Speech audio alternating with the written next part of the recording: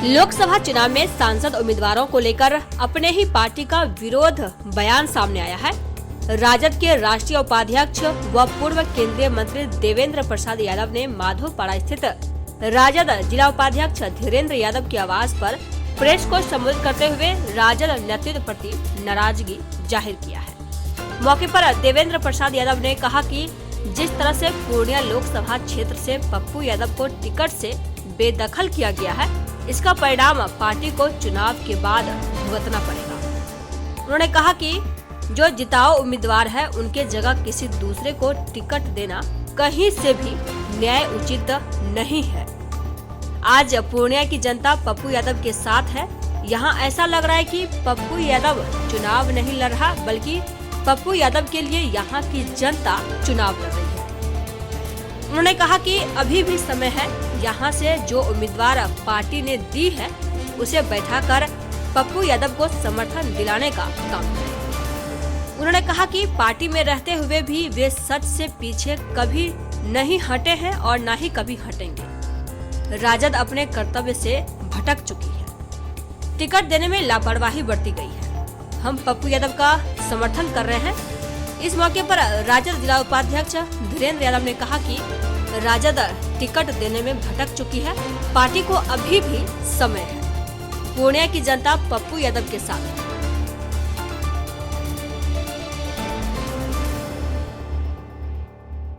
मैं पूर्णिया कि आपको मालूम है, हम राजद के राष्ट्रीय उपाध्यक्ष भी हैं। हमारे बगल में बैठे हैं आपको राजद के जिला के उपाध्यक्ष हैं धीरेन्द्र जी, और ये शिक्षक संघ के सेक्रेटरी हैं बिहार भर के सुनने।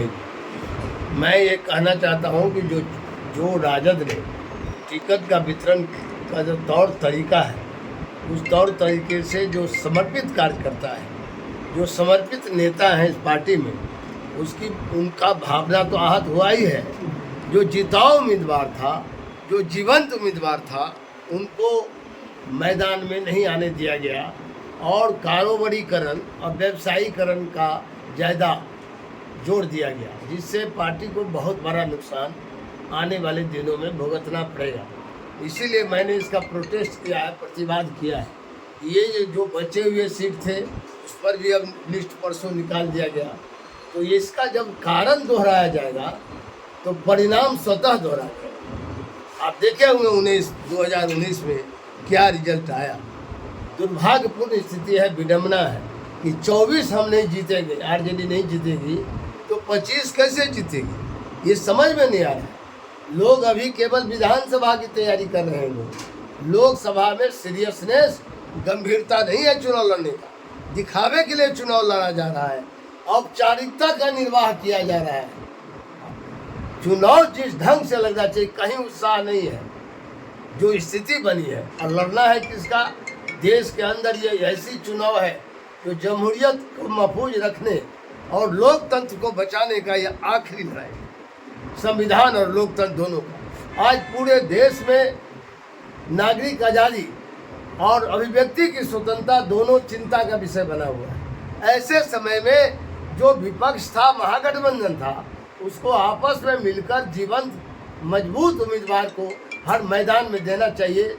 ये नहीं कि अब जो मजबूत आय वाला है, आमदनी वाला है, जनता उसको पसंद करती ही कि नहीं, इसका फीडबैक लेना चाहिए। इसलिए मैं कहने आया हूँ, यहाँ भी एक मौका है कि यदि एक सप्ताह में आरजेडी समीक्षा करे, पूर्णिया में रिव्यू करे कि जनता की क्या इच्छा है, आम जनता किसकी लड़ाई लड़ रही है।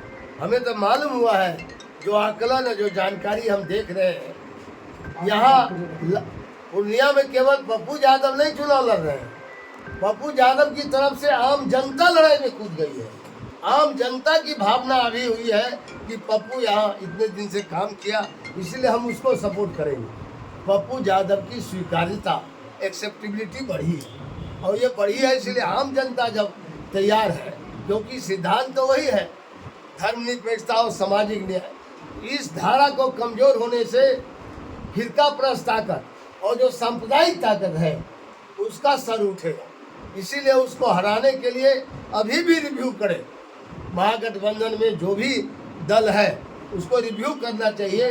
जो जीता उम्मीदवार है उसके पक्ष में वापस लेना चाहिए जो मजबूत, और जो कमज़ोर उम्मीदवार है उसको बैठने का सलाह देना चाहिए, ताकि किसी भी हालत में एनडीए का उम्मीदवार जीत नहीं सके। ये सुनिश्चित करना होगा, क्योंकि ये देश की लड़ाई है, पार्लियामेंट की लड़ाई है। एक तरफ से जो टिकट का बंटवारा हुआ है आरजेडी में, चाहे यहाँ हो चाहे झंझारपुर में हो, पूरा देख लीजिए वाल्मीकि नगर का। भाजपा से आज आते हैं आरएसएस से, और राजद उसको टिकट देकर सिंबल देकर आम सभा कर देते। क्या हो रहा है?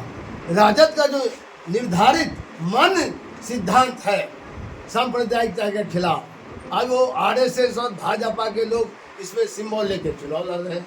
क्या हुआ है उस क्षेत्र में जो जनता शब्दित झंडा ढोया आरजेडी का, उनके मन पर कितना असर पड़ा होगा। इसीलिए हम आए हैं कि यहाँ मजबूत है पप्पू, तो उसका समर्थन करना चाहिए इन द व्यापक हित में, धर्मनिरपेक्ष सिद्धांत और सामाजिक न्याय के व्यापक हित में, और एनडीए को हराने के लिए जो सबसे मजबूत है उम्मीदवार उसको पक्ष में निश्चित रूप से, क्योंकि जनता के लड़ाई के पक्ष में हम आए हैं। हमको हम जनता यही चाहती है जैसा हम यहाँ आकलन किए, तो जनता खुद ही जब लड़ाई लड़ने को तैयार हो गई है, जनता हो गई आगे, और कार्यकर्ता नेता जो भी है वो है पीछे। ये लड़ाई यहाँ पूर्णिया में। क्या आप समर्थन करते हैं पप्पू यादव को? बिल्कुल, पप्पू यादव यहाँ सबसे मजबूती दिखा रहे हैं, जनता उसको एक्सेप्ट कर रही है, स्वीकार्यता बढ़ गया है उसका, इसीलिए वो सीधा, उनसे तो कोई टक्कर ही नहीं हो पाएगा एनडीए का। ऊपर वो बैठे हुए जो प्रतिनिधि है, जो नेता हमारे बड़े लोग हैं, तो वो क्यों नहीं चीज़ सोचे कि जमीनी नेता को चुनना चाहिए, उनको पसंद करना चाहिए? उसमें क्या खामियां रह गई पसंद करने में पसंद कर पाया?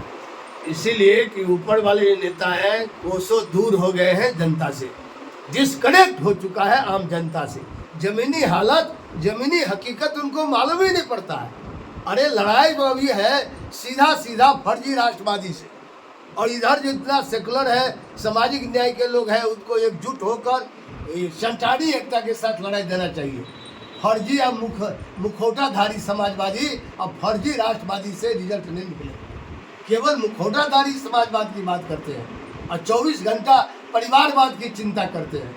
हम तो ये भी कहने को तैयार है कि मीडिया वाले आप ही लोग लालू जी को जातिवादी नेता करार कर देते हैं, समय समय पर कहते हैं जातिवादी है, ये वो भी चाहते हैं कि हमको लोग जातिवादी कहें, लेकिन काम होता है परिवारवाद के पोषक।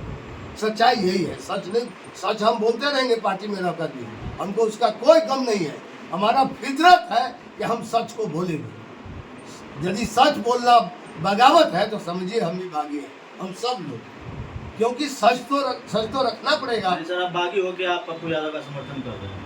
बागी नहीं, हम तो अभी पार्टी में हैं ही, बागी का क्या सवाल है। हम यदि सच बोलने से कोई हमको कहे कि ये बागी है तो हम सच नहीं। लेकिन यहाँ पे आरजेडी से बीमा भारती भी है, ठीक है, लेकिन आप मुआयना कर लीजिए कौन मजबूत कैंडिडेट है। आरजेडी से जो बीमा भारती है हम उनका अति नहीं करते हैं, लेकिन आप एक समीक्षा तो कर लिया जाए, ऐसा ना हो कि वोट का बंटवारा हो तो जाए। माना जा रहा है पप्पू यादव सीट निकाल लें। यदि जरूर वोट यदि बंटवारा हो गया तब आप कहाँ निकलेंगे। इसलिए वोट के विभाजन का, मत का विभाजन रुकना चाहिए विपक्ष को। क्या पप्पू यादव कभी सामाजिक न्याय धर्मनिरपेक्षता को छोड़ा है क्या? पप्पू यादव इस मिट्टी धरती में चुनाव नहीं जीता है क्या? उनको सब मालूम है। कोई जरूरत नहीं थी जब कांग्रेस को सीट देना था, आज 2 सीट तो देना ही था, यहाँ 4 है इस परमंडल में सीट। आप जानते हैं जो अभी कटिहार दिया गया कांग्रेस को, यहाँ आपको वहाँ किशनगंज दिया गया। क्या हर्जा, जो जीवंत उम्मीदवार था तो उनको देना चाहिए था यहाँ, और दे करके सीट को निकालना चाहिए, ये जरूरी है। लक्ष्य तो ये होना चाहिए कि सीट कैसे निकले, लक्ष्य ये नहीं होना चाहिए कि रोका कैसे जाए पप्पू को, रोका कैसे जाए देवेंद्र यादव को, रोका कैसे जाए जो मजबूत उम्मीदवार सब है, कार्यकर्ता, समर्पित कार्यकर्ता, उसको रोक दिया जाए। तो 24 में रोकोगे तो 25 कैसे सफल होगा? जो टारगेट आप बनाए हो विधानसभा लड़ना है और सब बिरादरी को हम वोट ले लेंगे दूसरे चीज कह करके, तो भाई जो निश्चित वोट है जनधार वही हिल जाएगा। जब निश्चित जनधार हिल जाएगा तो अनिश्चित ही है। इसीलिए सबको जोड़ के लड़ाई लड़ना चाहिए था। मुझे ये पूरा स्पष्ट रूप से हम कहना चाहते हैं, जो लड़ाई लड़ना चाहिए जिस गंभीरता से, इस ताकत के खिलाफ, फिरका परस्त ताकत के खिलाफ वो लड़ाई नहीं लड़ी जा रही है, दिख नहीं रही है। फील्ड में तो दिखता है लड़ाई, यहाँ दिख नहीं रही है। जनता का आम एक्सेप्टेंस हो गया है पप्पू यादव का, इसलिए हम जनता के पक्ष में समर्थन करने आए हैं, केवल व्यक्ति के पक्ष में नहीं। पप्पू तो अभी जनता उससे आगे बढ़ गई है उसकी लड़ाई लड़ने के लिए। पूर्णिया की जनता हर वर्ग में आप देख सकते हैं समर्थक। आप देख रहे हैं कि अलीमुद्दीन जो यहाँ का जिला का अध्यक्ष था अल्पसंख्यक का, उनका साथ दे रहे हैं सब दिन। हम लोग इसीलिए करते हैं इस लड़ाई को, लोकतंत्र का ये महापर्व है, इस पर्व को बीच में बंटवारा नहीं होना चाहिए। अभी आप देख रहे हैं मैंने एक बात पत्र लिखा है राष्ट्रीय अध्यक्ष जी को, पत्र का जवाब नहीं आ रहा है। 3 तारीख को मैंने पत्र लिखा था कि निश्चित जो जनधार है आरजेडी का, उनको अनिश्चितता की ओर नहीं जाने दिया जाए। निश्चित जो जनधार है उसको इम्पैक्ट रखा जाए। निश्चित जनधार था जो आप कह रहे हैं अल्पसंख्यक, अल्पसंख्यक को पूरे लोकसभा में 2 सीट मिला है। कहाँ से आप उनको उनके विश्वास और भरोसा को आप तोड़ रहे हैं? देखिए, जब पार्टी कोई भरोसा विश्वास तोड़े, एक व्यक्ति तोड़े तो बात समझ में आए। पूरी की पूरी पार्टी आज अल्पसंख्यक का विश्वास और भरोसा तोड़ रही है। उनसे आप वोट का कैसे उम्मीद कर रहे हैं?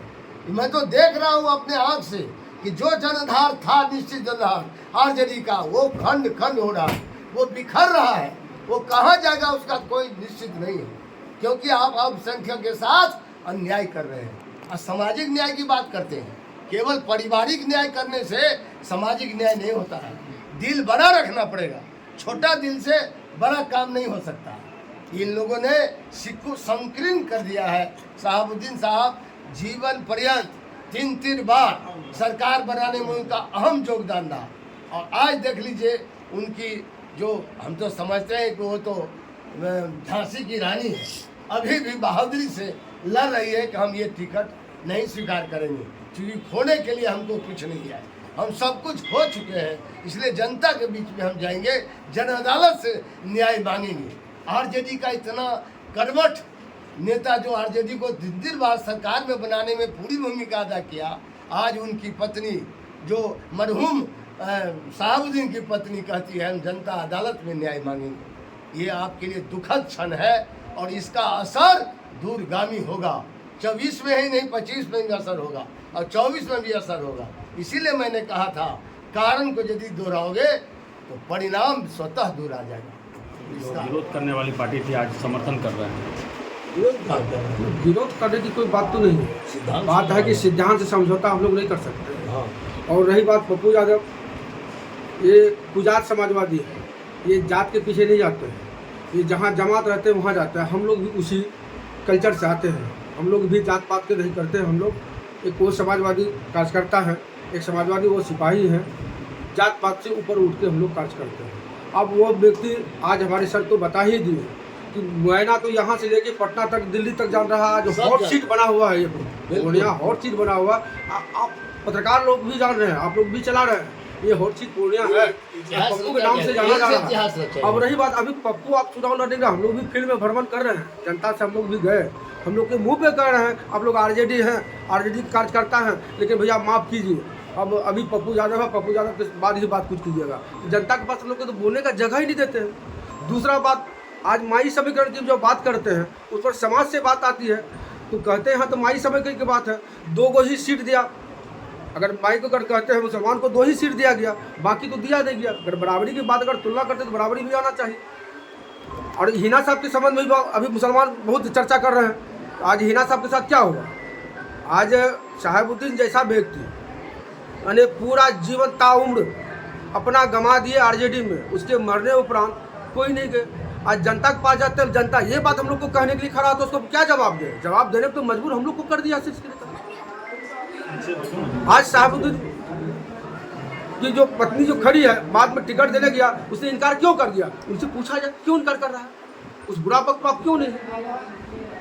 आज आरजेडी में लंबा समय तक अपना जीवन दान दे दिया रघुवंश प्रसाद सिंह जी। मरते वक्त भी एक चिट्ठी लिखा, समाजवादी नेता मरते वक्त भी एक चिट्ठी लिखा, उससे भी तो कम से कम उसको सबक लेना चाहिए था, वहाँ भी सबक नहीं लिए। आज राम कृपाल यादव क्यों भाग गए? अगर परिवारवाद में अगर यहाँ नहीं फंसे रहते तो रामकृपाल यादव नहीं भागते। आज फिर जो है रात पार क्या कहते हैं राज्यसभा में थी, 4 साल उसका बाकी भी था और उसको उठा के लाए। जो जन्मिल कार्यकर्ता था वो जन्मिल कार्यकर्ता का क्या हो गया, आज उसकी टिकट कटना पड़ गया। जो जन्मिल शुरू से अपना खून पसीना से पार्टी को सींचा, मेहनत करके आया, और उस व्यक्ति को जो है ऊपर से पैराशूट से आते हैं और उसको खड़ा कर देते हैं। अब जब दूसरे दल से आने वाले व्यक्ति को यहाँ जगह मिल जाती है और जो अपना खून पसीना गंवा के वहाँ ताउम्र अपना जीवन गंवा देते हैं, उसकी टिकट कट जाती है। आज अभी बता देते हैं अब्दुल बारी सिद्दीकी जैसा व्यक्ति को, आप तो उम्र भी समाप्त होने जा रहा होगा, उनका टिकट कट जाना, इस पर क्या कहेंगे? कन्हैया जैसा व्यक्ति का क्या गलती थी बता दीजिए। ऐसे ऐसे व्यक्ति को अभी देवेंद्र राव ही ले लीजिए, हम लोग तो आए थे देवेंद्र राव के साथ, समाजवादी में हम लोग थे, फिर अपना दल भी बनाया समाजवादी जनता दल, वहाँ से हम लोगों को विलय भी कराया। लंबा समय तक हम लोग का खून पसीना धन जो कमाए वो सींचते चले गए उसके पीछे। जब इन लोगों जैसे व्यक्ति के साथ ऐसा हो जाए तो हम लोग क्या उम्मीद कर सकते हैं? डिसीजन गलत ले रहा है।